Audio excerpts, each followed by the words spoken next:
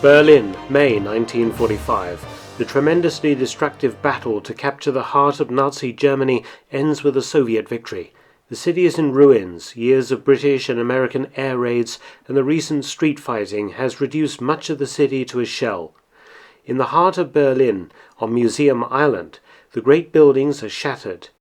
But out in front of Berlin Cathedral, opposite the famous Altes Museum, a mystery is about to emerge. A photograph taken in May 1945 shows two British World War I tanks sitting derelict outside Berlin Cathedral. A wrecked tiger or a panther, okay, but a pair of World War I British tanks. Had they been used by the Germans in the final desperate fighting? Even more importantly, how had they ended up in Berlin in 1945?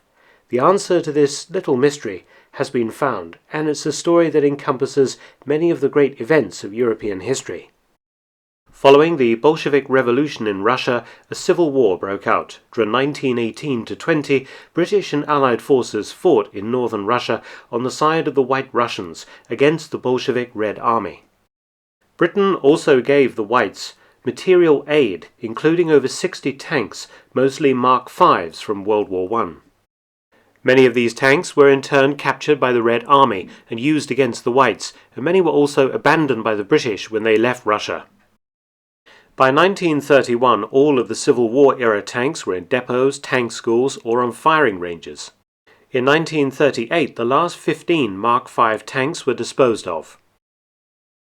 They were sent in pairs as memorials to the cities of Kharkov, Leningrad, Kiev, Archangel, Rostov-on-Don, Smolensk and Voroshillovgrad.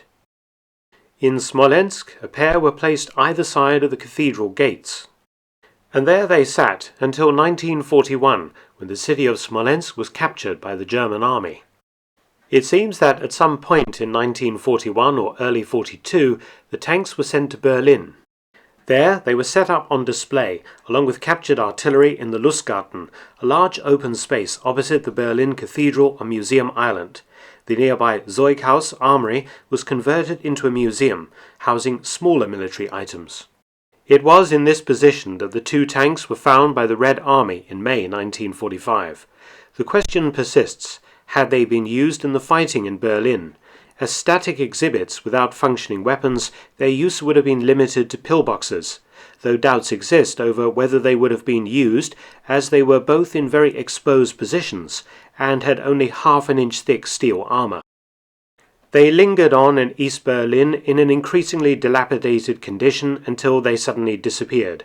One photo exists of workers cutting one up, so in all probability the two British World War I tanks ended up in a Berlin scrapyard a few months after the war. However, though no Mark V's exist at Smolensk anymore, a total of 6 World War I tanks remain on display today across Russia and the Ukraine, far more than exist in Britain. I hope you've enjoyed this little story. If you have, please do subscribe and remember to share. Many thanks.